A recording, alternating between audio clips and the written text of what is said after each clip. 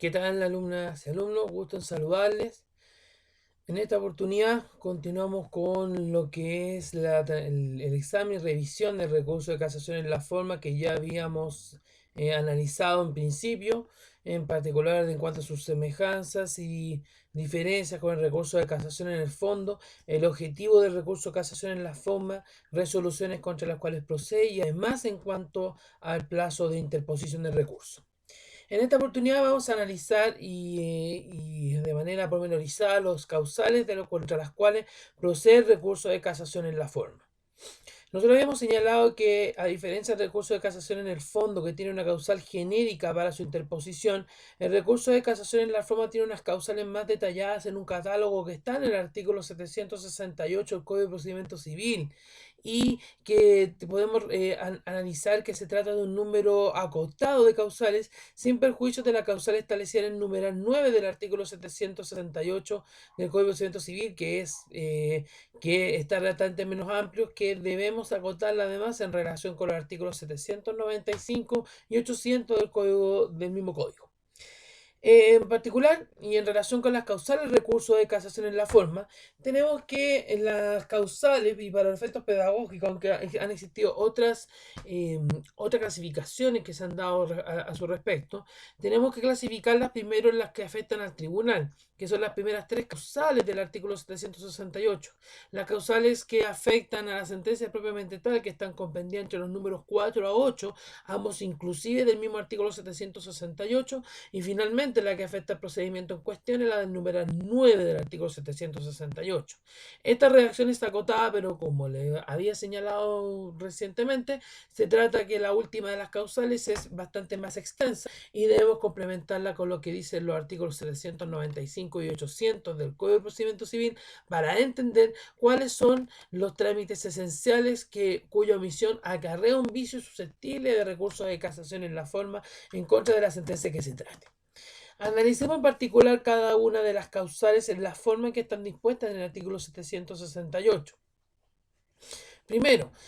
haber sido dictado por un tribunal incompetente o integrado en contravención a lo dispuesto en la ley. Debemos entender que esta causal apunta a la nulidad, perdón, a la incompetencia absoluta o relativa, puesto que el enunciado no distingue cuál de las dos incompetencias se hace referencia. Además, debemos tener en cuenta y analizar en cuanto a la competencia relativa los casos en los cuales procede la prórroga de la competencia. Esto es, frente a asuntos no, al carácter contencioso, de carácter civil en primera instancia y ante tribunales ordinarios de igual jerarquía. Además, esta causal se refiere a la integración del tribunal en contravención a lo dispuesto en la ley, en las que debemos entender que esta parte de la causal se aplica a los tribunales colegiados, por lo que debemos considerar para su efecto las normas de integración y vista de los recursos que, a propósito del recurso de apelación, analizamos de manera detallada y que también debemos entenderla integrada en este tipo de recurso que es el de casación en la forma. En cuanto a la segunda causal, señala que concurre como vicio de recurso de casación en la forma en haber sido pronunciada por un juez o con la concurrencia de un juez legalmente implicado o cuya recusación esté pendiente o haya sido declarada por tribunal competente. Recuerden que las causales de implicancia o recusación son aquellas que permiten verificar la imparcialidad e imparcialidad del juez. Tenemos que las causales de implicancia son de orden público e irrenunciables, mientras que las de recusación son de orden privado irrenunciables, que colocándose en conocimiento de las partes y transcurrido el plazo legal, si éstas no se alegan, ante la entidad el tribunal que corresponda, debe entenderse, por lo tanto, el juez cuya inhabilidad ha manifestado son sanadas para el efecto de entrar al conocimiento del asunto por no haber sido reclamado así por las partes. Esto es importante teniendo en cuenta que de verificarse la implicancia o habiéndose acogido la causal de recusación previamente reclamada en la forma prescrita por la ley, si éste dicta sentencia o entra al conocimiento de un asunto, la sentencia que se dicte estará sujeta a un vicio de recurso de casación en la forma que establece el numeral 2 del artículo 768 del Código de Procedimiento Civil. En tercer lugar, en relación con el numeral 3 del artículo 768, en haber sido acordada en los tribunales colegiados por un menor número de votos o pronunciada por un menor número de jueces que el requerido por la ley, o con la concurrencia de jueces que no asistieron a la vista de la causa y viceversa. Es decir, que los ministros asistieron a la vista, pero no participaron en el pronunciamiento del fallo. Esta causal se aplica a los tribunales colegiados. Y recordemos que el funcionamiento de salas, tanto de la Corte de Apelaciones como la Corte Suprema, funciona con un número mínimo de jueces. De no verificarse este número mínimo, la sentencia no puede prosperar en cuanto a su tramitación y dictación, puesto que de lo contrario se incurre en esta causal. Si hay un menor número de jueces que participan en la decisión, por lo tanto, se va a impregnar de este vicio que es susceptible de casación en la forma. O bien, habiéndose dictado por el número de jueces que exige la ley, pero estos no concurrieron en el acuerdo y fallo del mismo, también se incurre en dicha causal y viceversa. Si es que concurrieron a la vista pero no al fallo, también ocurre la misma situación. Solamente se configura la causal en estas circunstancias. Ahora, esto no se aplica en los casos que el juez, habiendo concurrido a la vista, habiendo concurrido al acuerdo y no habiendo firmado aquella por una ausencia o por otra causal, eso no vicia la sentencia de un recurso de casación en la forma por la causal que estamos analizando. En cuarto lugar, por haber sido dictada de manera ultrapetita, esto es otorgando más allá de lo pedido por las partes o extendiéndola a puntos no sometidos a la decisión del tribunal sin perjuicio de la facultad que éste tenga por fallar de oficio en los casos establecidos por la ley. Debemos entender que la ultrapetita supone que el juez ha otorgado más de lo pedido por las partes. El numeral 4 del artículo 768 en este punto también se refiere a otro aspecto de la ultrapetita que se llama extrapetita, es decir, resolviendo o extendiéndolo a asuntos sometidos que no fueron sometidos a la decisión del tribunal, fuera de lo sometido al conocimiento del tribunal, no es más allá, derechamente es fuera de lo sometido. Para determinar esta ultrapetita debe analizarse, por lo tanto, el mérito del proceso a partir de sus escritos principales, que en un juicio ordinario de mayor cuantía se refieren a la demanda, contestación, demanda reconvencional si así se ejerce, réplica y dúplica. No solo, y además también debemos entenderlo si es que existen otras incidencias o otras alegaciones que inciden en el fondo del asunto. En relación con los juicios arbitrales, debemos entender que el ámbito al que somete a conocimiento el juez árbitro está definido por los escritos del proceso y no por la constitución del compromiso o el primer comparendo en el cual se define el objeto del juicio, puesto que ahí solamente se determina de manera genérica qué es lo que debe entrar a conocer el tribunal arbitral.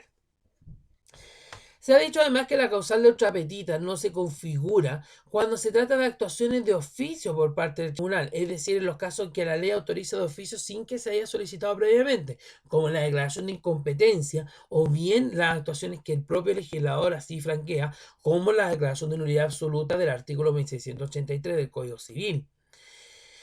Es importante señalar en este punto que el vicio de ultrapetita siempre se va a encontrar en la parte resolutiva y no en el razonamiento contenido del fallo por basarse en consideraciones diversas a las planteadas. No se puede generar ahí un vicio que sea susceptible de casación en la forma, puesto que en ese caso lo que se va a tener que hacer es ejercer otros mecanismos de impugnación tales como el recurso de apelación. Sin embargo, hay cierta jurisprudencia de doctrina que ha estimado que hay algunos considerandos que tienen la fuerza tal dentro de la estructura del fallo que son prácticamente resolutivos. Y en este caso debe entenderse que si existe una contradicción entre lo que se está acogiendo con lo que se resuelve y si esto es más allá de lo pedido por las partes, se incurre finalmente en la ultrapetita.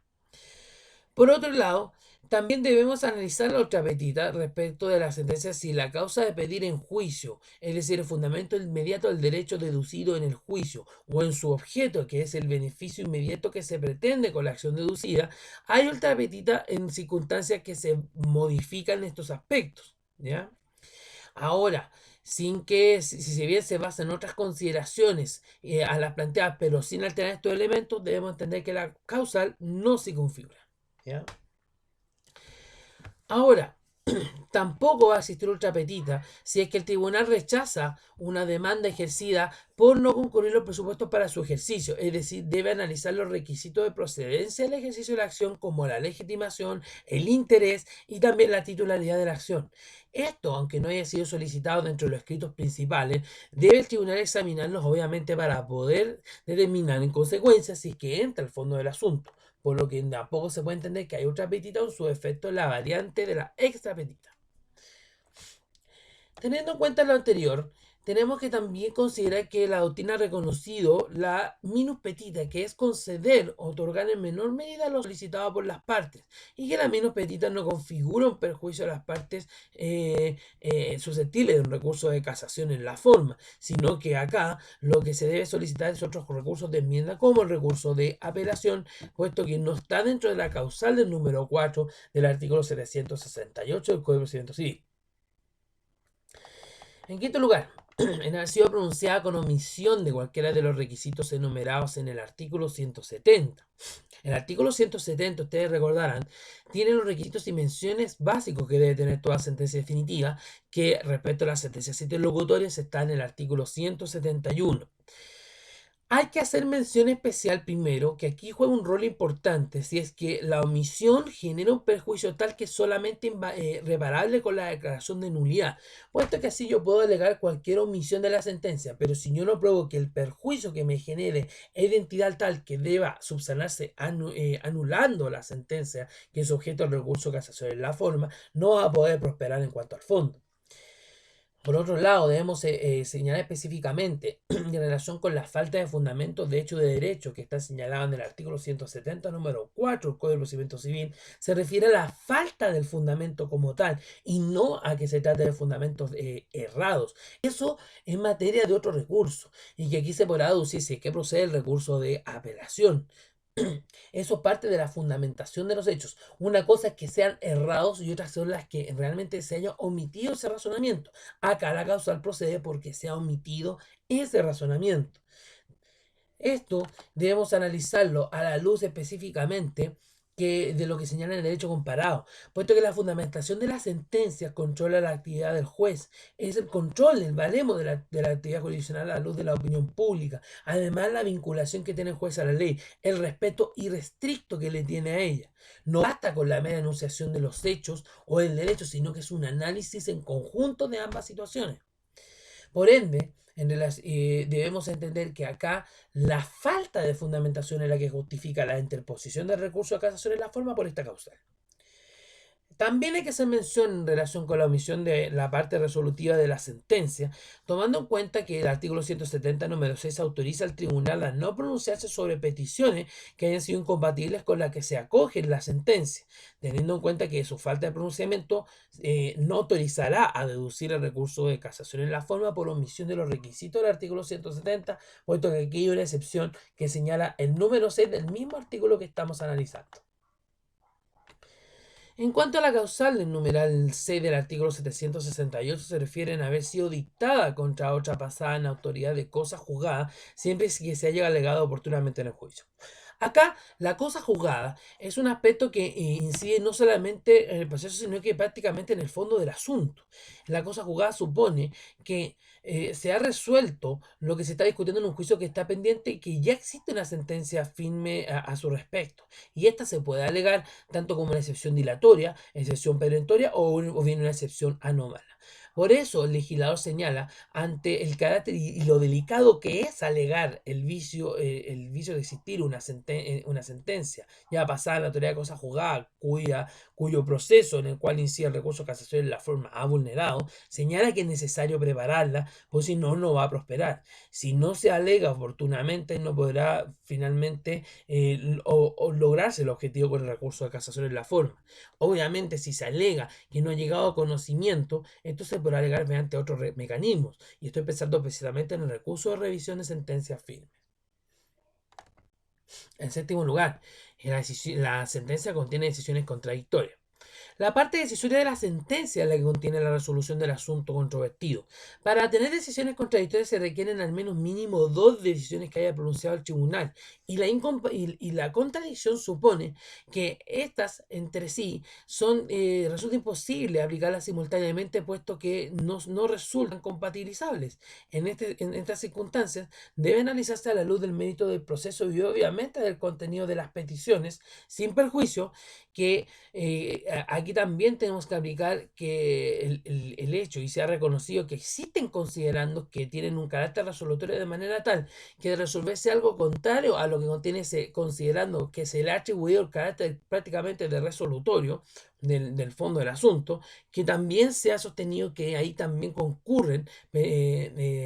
decisiones de carácter contradictorio. Por eso, nos lleva de manera indefectible a concluir que tendrá que analizarse de manera estricta y caso a caso cuándo existirán estas decisiones que son de carácter contradictorio, obviamente remitiéndolo al mérito del proceso y si además existen considerandos que si bien no forman parte de lo resolutivo, tienen el carácter de resolutorio de acuerdo al contenido y al fundamento de la solución que se está dando al asunto que se somete a conocimiento del tribunal. En octavo lugar, en cuanto a la causante número 8, y aquí tenemos que tener ojo precisamente con la aplicación de la ley de tramitación electrónica en los casos en los cuales rige y en los casos que no. La ley antiguamente señalaba que en este causal número 8, en haber sido dada una apelación legalmente declarada desierta, prescrita o desistida. La actual redacción solamente mantuvo el aspecto de desistida, puesto que la deserción y la prescripción se aplican a las causas en las cuales no rige la ley de tramitación electrónica. Por eso el texto actual se aplica solamente en los casos que se haya pronunciado y declarado el desistimiento de recurso de apelación. Sobre el contenido de esta causal, debemos hacer hincapié que lógicamente la deserción, prescripción y el desistimiento le ponen en términos anormal al recurso de apelación, por lo cual, de haberse dictado una sentencia basada en una apelación que ya está concluida por estos medios anormales, generan de manera indefectible este vicio que es susceptible de recurso de casación en la forma. Finalmente, llegamos a la causal que es genérica y la cual enunciamos al principio, que es en este caso en haberse faltado algún trámite o diligencia declarados esenciales por la ley o cualquier otro requisito por cuyo defecto las leyes prevengan expresamente que hay nulidad. Debemos entender que esta es la llamada causal genérica del recurso de casación, pero sin embargo debemos combinarla con otras dos disposiciones que están señaladas en el mismo código, que es decir, cuando se debe entender que existen trámites esenciales tanto en primera como en segunda instancia. Esto es, los artículos 795 y 800 del Código de Procedimiento Civil. También se alude a la falta de algún requisito por cuyo defecto las leyes prevengan expresamente que hay una nulidad, como la falta de autorización de un funcionario que corresponda a dar fe de un acto para su validez. Ahora, en los casos que señala expresamente la omisión de estos requisitos que acarrea necesariamente la nulidad y si ésta se preparó adecuadamente, se puede alegar dentro de las causales del numeral 9 del artículo 768 del Código de Procedimiento Civil. Si bien esta no tiene mayor aplicación práctica en ese punto, sí tiene aplicación práctica la omisión de un trámite esencial. Y el carácter de esencial no es el que le reconoce la parte que deduce el recurso, sino que al contrario es el legislador el que en los artículos 795 y 800 nos ayuda a complementar esta causal que se ve tan genérica de acuerdo a la redacción que tiene el texto actual. Así las cosas, debemos señalar que en primera instancia y según el artículo 795 del Código de Procedimiento Civil, los trámites esenciales de primera instancia son, en el primer término, el emplazamiento de las partes de la forma prescrita por la ley. Segundo, el llamado a conciliación en los casos que correspondan conforme a la ley, y ahí tenemos que remitirnos a la regulación que tiene el trámite de la conciliación, los casos en los cuales no procede, según los artículos 262 y siguientes del Código de Procedimiento Civil. Tercero, el recibimiento de la causa prueba en los casos que proceda con arreglo a la ley, teniendo en consideración además que de verificarse que no existen hechos sustanciales pendientes controvertidos o si bien las partes deciden que se resuelva sin más trámite y sin recibir la prueba, aquí debemos entender que no se configura la causal de casación en la forma. Por eso, este numeral señala el recibimiento de la causa prueba cuando proceda con arreglo a la ley. Cuarto, la práctica de algunas diligencias probatorias cuya omisión pueda producir indefensión. Debemos remitirnos a la formalidad, plazos y ritualidades o solemnidades necesarias para la rendición de la prueba y de la práctica de diligencias probatorias dentro de la oportunidad y en los casos que señala la ley. En quinto lugar, la agregación de los instrumentos presentados oportunamente por las partes con citación o bajo algún apercibimiento que corresponda respecto a aquella contra la cual se presente. Esto es esencial, es un trámite esencial también de primera instancia. Sexto, la citación para alguna diligencia de prueba, en los casos que proceda la citación para alguna diligencia, véase la diligencia de prueba confesional, absolución de posiciones, rendición de prueba testimonial, designación de un perito, etc. Y finalmente la citación para ver sentencia definitiva, salvo que la ley no establezca este trámite. Es necesario precisar respecto de estos trámites esenciales que señala el artículo 795, que el artículo 796 dispone que los juicios de mayor cuantía seguidos ante árbitros arbitradores son trámites esenciales. Primero, debemos remitirnos al acto constitutivo de compromiso y también fijados en el primer comparendo que se celebra ante este juez árbitro, donde las partes generalmente definen el procedimiento. Ahora la pregunta es, ¿qué pasa si no se definen, en este caso, los trámites esenciales o los trámites de procedimiento? En ese punto se entiende que deben comprenderse tácitamente las numerales 1 y 5 del artículo 795 del Código de Procedimiento Civil. Esto es, los trámites mínimos que debe observar el juez árbitro a falta de la designación del procedimiento por las partes es, primero, el emplazamiento señalado en la ley y segundo, la agregación de los instrumentos en la oportunidad señalada y por otro lado, con los apercibimientos legales correspondientes. Finalmente tenemos que analizar los trámites esenciales de segunda instancia que están señalados en el artículo 800 del Código de Procedimiento Civil. Estos son, en primer lugar, el emplazamiento de las partes hecho antes que el superior conozca del recurso. Segundo, la agregación de los instrumentos presentados oportunamente por las partes con citación o el bajo procedimiento legal respectivo. Tercero, la citación para oír sentencia. Cuarta, la fijación de la causa en tabla para su vista en los tribunales colegiados. Y en el caso que se rinda prueba, según lo dice el numeral 5, se aplica lo dispuesto en el artículo 207, que es la prueba en segunda instancia en el recurso de apelación, y en este caso se remite al artículo 795 en los casos señalados en el número 3, 4 y 6 de esa disposición. Esto es, el recibimiento de la causa prueba, la práctica de diligencias probatorias cuya omisión podría producir indefensión y la citación o notificación para la práctica de alguna diligencia de prueba. Esto siempre va a regir si es que así fue decretado. Por eso es eventual si es que se decrete o no, según los términos que señala el artículo 207, que recordemos señala que en general no procede a prueba alguna, salvo en los casos que ahí se señalan y con las exigencias que esa disposición autoriza. En consecuencia, tenemos que las causales de recurso de casación están contempladas tanto y afectan al tribunal, que son las primeras tres causales, las que afectan a la sentencia, que van desde la numeral 4 a 8, ambas inclusive, y finalmente las que afectan al procedimiento, que es la del numeral 9, que es una causal que es bastante genérica, pero que se complementa con esta definición de trámites esenciales de primera y segunda instancia, que están señalados en los artículos 795 y 800 del procedimiento civil. Recordar que los trámites son esenciales según los que señala el legislador y no los que estimen las partes, y por lo tanto deben ceñirse a este catálogo de actuaciones y de trámites que considera indispensables y que debe contemplar cada proceso salvo las excepciones legales. Con esto analizamos ya las causales del recurso de casación en la forma, de acuerdo a lo que está señalado en el artículo 768 del Código de Procedimiento Civil, que es muy diferente a lo que veremos más adelante a propósito del recurso de casación en el fondo. Dejaremos para otra oportunidad la referencia en cuanto a la tramitación del recurso y las formas de determinación de este, y además lo que incide en el fallo del recurso de casación en la forma con todas las exigencias y formalidades que establece el legislador. Con eso, aquí concluimos esta sesión. Espero que con esto haya quedado relativamente claro esta materia para seguir continuando con la tramitación del recurso de casación en la forma. Muchas gracias, que estén muy bien, nos vemos.